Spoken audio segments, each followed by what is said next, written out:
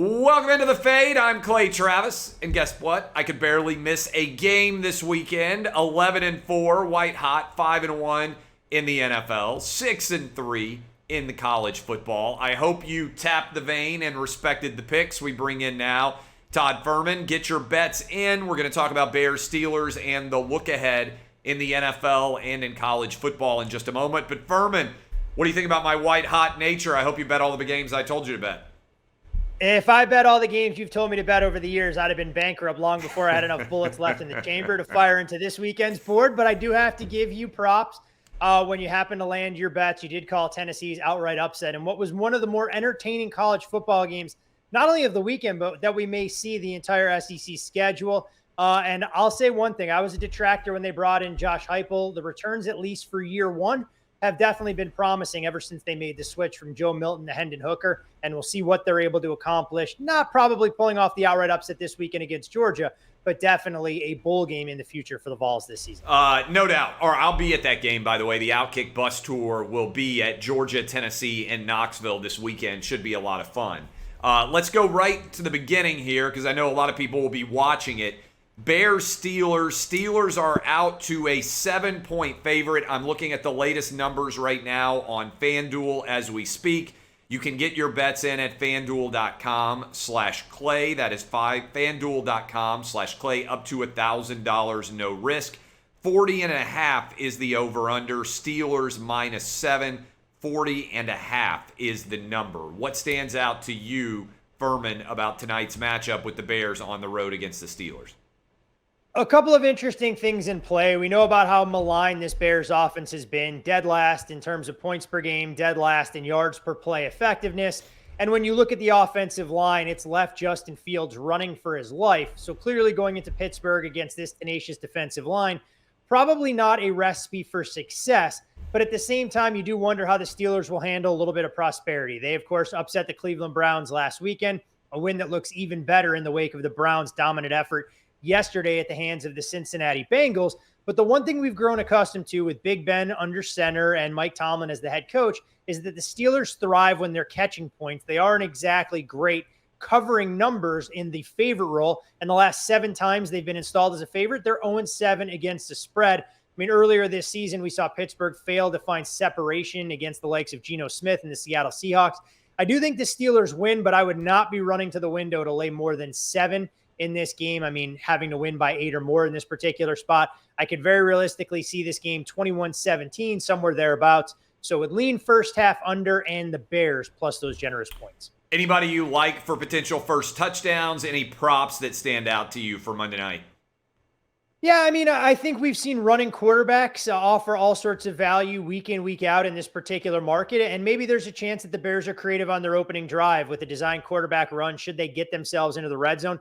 So I would take a flyer with Justin Fields to be that guy. I mean, over 100 yards rushing last week against the 49ers. I know it came in a loss, but coming into that spot, he only had 140 rushing yards total on the season. I think that knee that was slowing him down a little bit is healed up. So it wouldn't shock me at all if we get a little RPO. The Bears are able to mount a drive early. So I'll take a flyer on Justin Fields at a price well north of 10-1.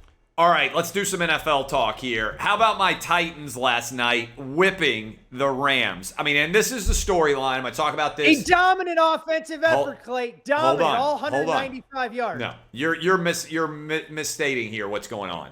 The Titans remade their defensive line in the offseason. Jeffrey Simmons now paired with Autry, and you have starting to get a little bit more healthy Bud Dupree paired with Harold Landry. This is a foursome that is on the defensive line that wreaked havoc with the Rams and their ability to block. They have defensively taken a massive step forward.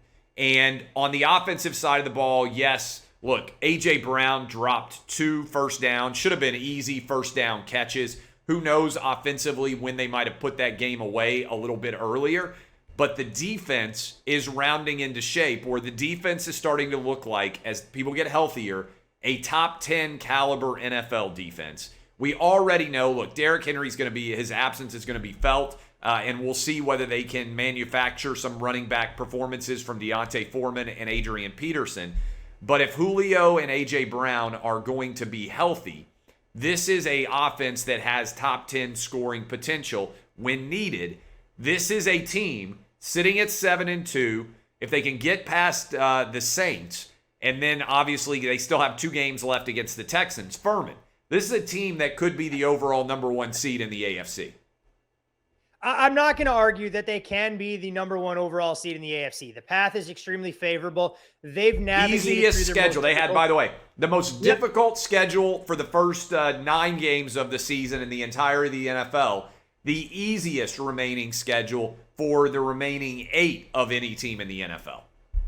You know, imagine how good that resume would look if you hadn't lost to the Jets as a 6-point road favorite for that trip to MetLife Stadium. But to the Titans' credit, I mean, the last 4 weeks, they've answered the bell at every challenge. You're talking about outright upsets against the Rams.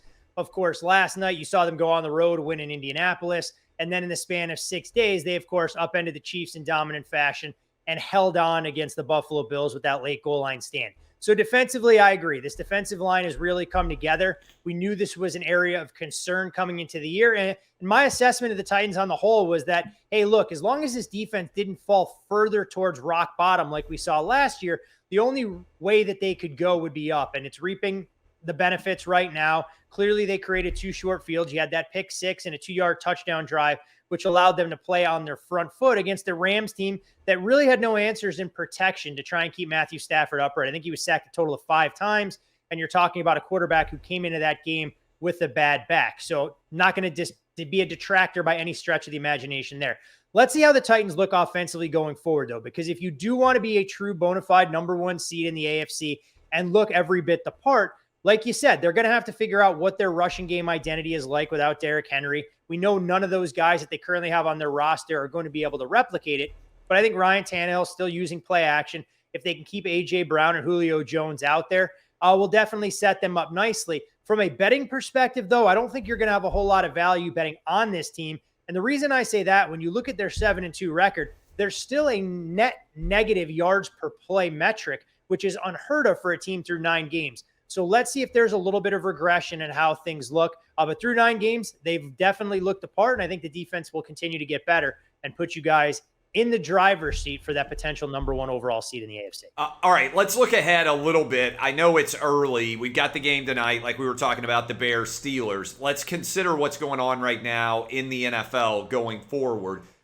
We've got a pretty good game on Thursday night, at least the Ravens, who are 6-2, going on the road against the Dolphins. Again, intriguing. Cowboys fell apart against the Broncos in one of the most surprising outcomes. The Saints are going on the road against the Titans. That's a pretty good matchup. Looking here, Browns, Patriots, both teams are over 500. That will be an intriguing game. Chiefs, Raiders, the Raiders, all sorts of off-field related shenanigans. What stands out to you early looking ahead at the NFL slate?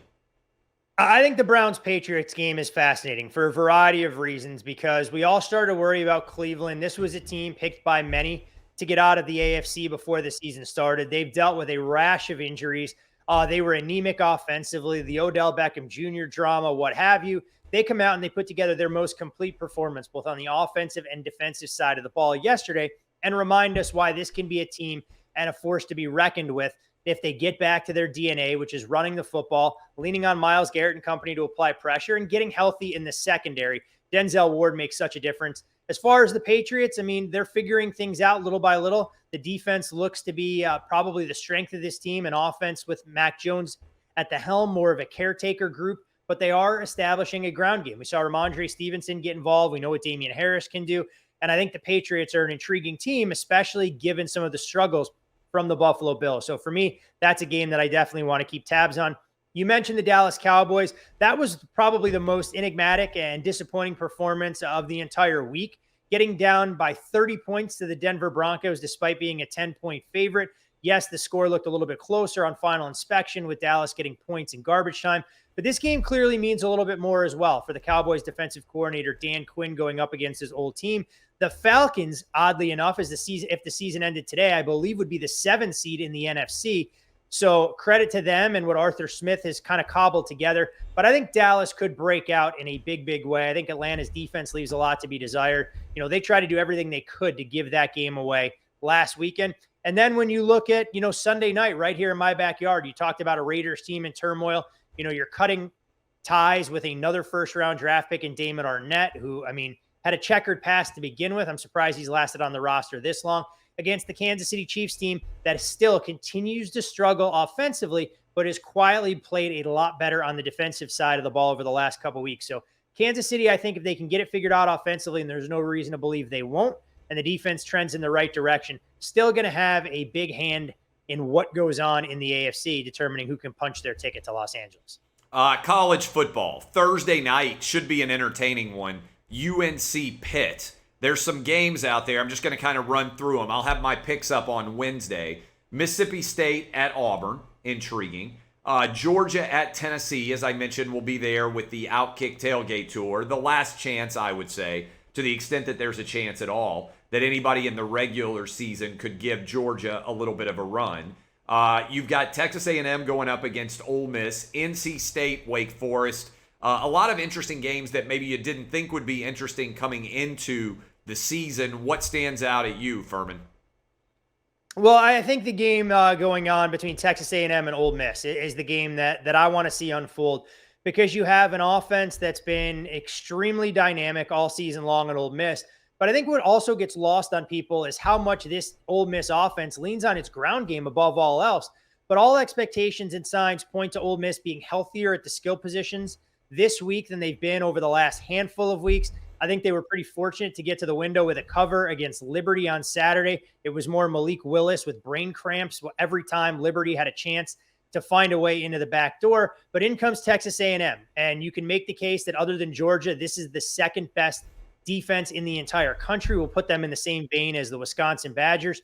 And when you look at A&M offensively, Zach Calzada was good on the opening drive, struggled mightily in the middle. But this is an A&M team that I think can run the ball effectively with their two-headed monster against the Rebels. And right now, I would say, and I know they beat them on the field, but the power numbers didn't suggest it at the time and still probably don't for most folks. I would make Alabama a favorite. I think Texas A&M is a better football team at this juncture of the season than Alabama. And the reason I say that isn't because of quarterback play where Alabama has a massive edge. I just have major concerns about the Crimson Tide on the offensive line. It's an area that LSU was able to exploit that maybe Auburn can push them around in the Iron Bowl. And I get the feeling that there's a lot of optimism and reason for enthusiasm around what Jimbo has going on, a team with a settled quarterback spot, trending in the right direction. And they had a massive recruiting coup over the weekend, I believe, landing the number one prospect in terms of college, high school rankings going in. Still, maybe the hay's not all in the barn on that one before all is said and done. Although we'll talk about that. True. Walter Nolan is the name. I wanted to hit you with some numbers here. Georgia has allowed only 59 points through 9 weeks of the season.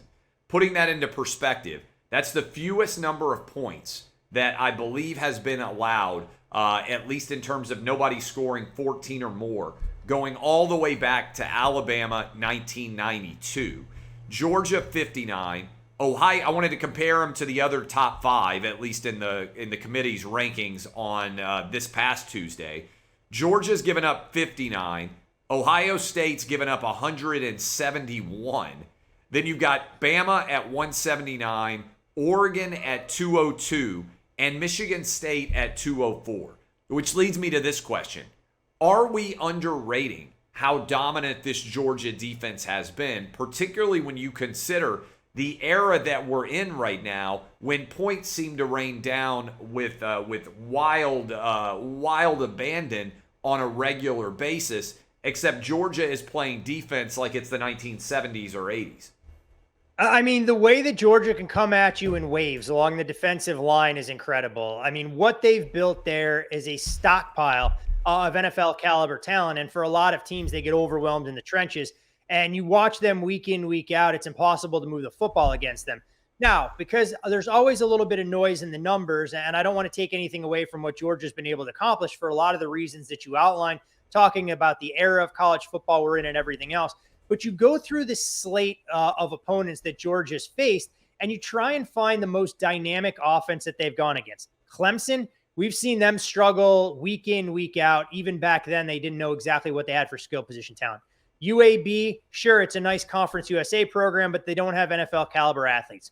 South Carolina, well, they didn't have quarterback play. Don't tell that to Todd Grantham, who lost his job in the wake of South Carolina exploding against Florida, but another team that leaves a lot to be desired offensively. Vanderbilt, Arkansas, Auburn, Kentucky, all teams that adopt a run-first mentality, which we know doesn't work against this Georgia defensive front. I think that's why this game this weekend against Tennessee, despite a number approaching 3 touchdowns, is fascinating for a variety of reasons. Because if Josh Heupel can employ pace and tempo like we've seen the Vols do in the past and not allow Georgia those substitutions, kind of tire out some of those guys in the D-line, we know they're going to take deep vertical shots. And maybe there's a potential that Tennessee can put a little bit of a scare into Georgia. I know they were able to mount a little bit of an attack against Alabama. So I think this game offers all sorts of intrigue. But let's not kid ourselves. This Georgia defense is every bit as good as advertised, and they may not get pushed even by Alabama the way things are trending right now in the SEC title game. You mentioned Florida for a moment there. What in the world? I mean, this is one of those fun, aberrant, wild outcomes. Florida was nearly a 3-touchdown favorite on the road against South Carolina, and the money came in on the Gators because I bet on South Carolina early in the week. I said, look, I don't buy this Florida offense to cover 18 against anybody right now. I thought it was a crazy line. People disagreed with me because the number kept getting bet up all the way to 20.5. And then boom, it's 40-10 South Carolina, 30-10, I think, at the half. And so you end up with like a 40-point swing expected outcome versus reality.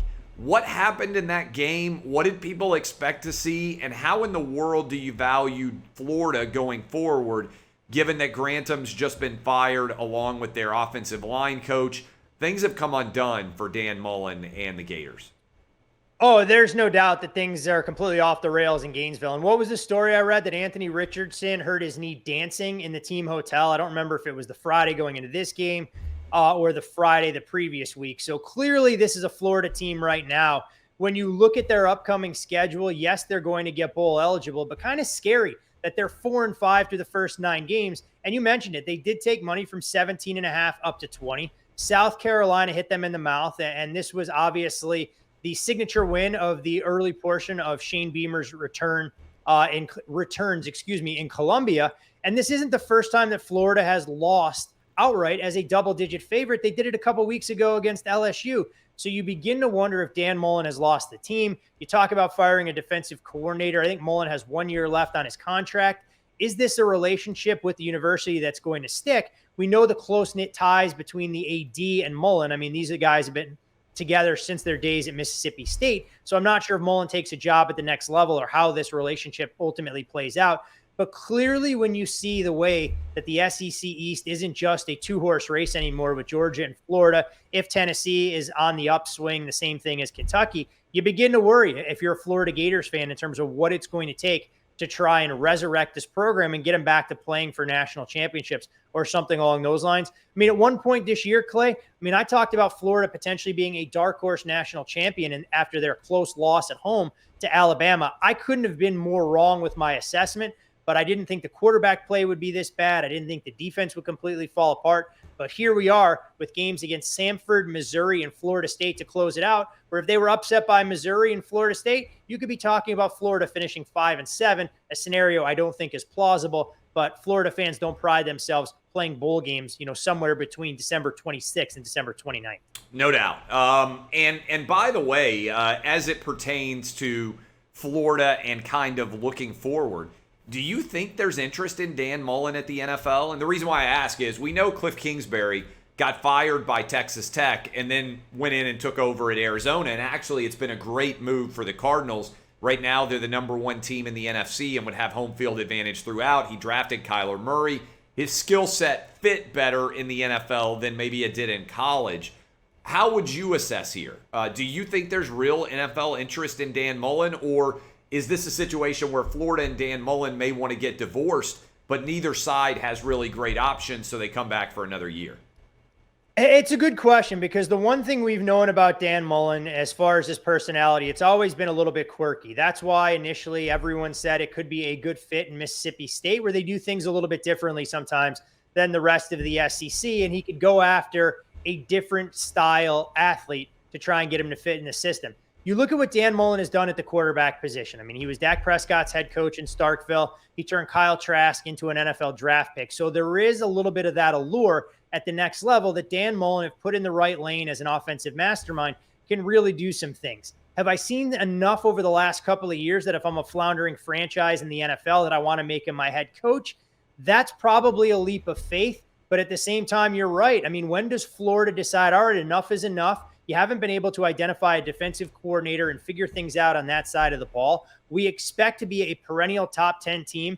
And the distance is clearly widening between them and Georgia as Kirby Smart stockpiles 4- and 5-star recruits year in, year out. Here's a Florida team that if Florida State ever gets its act in gear, and I think they're headed in the right direction, and Miami can figure things out in terms of what's going on, where does it leave Florida in the state's pecking order? The last thing I think the Gators ever want to be is number 3. And right now, I don't think they're there. But if you keep putting together 7 and 5 seasons at best, it's not going to bode well in terms of the caliber of player that you're able to bring in up there. All right, last question for you. We'll be back on Thursday. I am Clay Travis. He is Todd Furman. It is The Fade. I encourage you to go get your bets in at FanDuel.com/Clay. That is FanDuel.com/Clay. Furman, what else stands out either on the weekend that was or the weekend that is to be in the NFL and college football? I think when you're looking at the NFL, we're reminded week in, week out why this league is so much fun to watch and can be so difficult to bet. When you see all the underdogs winning outright, of course, the Buffalo Bills go down as more than a 2-touchdown favorite on the road in Jacksonville. Your Titans, of course, winning outright as a 7.5 point underdog. So the allure, the appeal of this money line parlay that people think can be fool's gold, I'd caution against that in the National Football League. The other thing to incorporate in your handicapping is you look at the college football board, not only for some of the power conferences, but some of the group of 5 leagues as well. Try and identify teams that have 5 wins that are looking to get bowl eligible, especially programs that haven't been to the postseason in quite a bit of time. Those are the groups that you could find putting a little bit more emphasis in when they have 2 or 3 games remaining, and also look at some of the senior days coming up as teams will start to wrap up their home portion of the schedule as early as this weekend.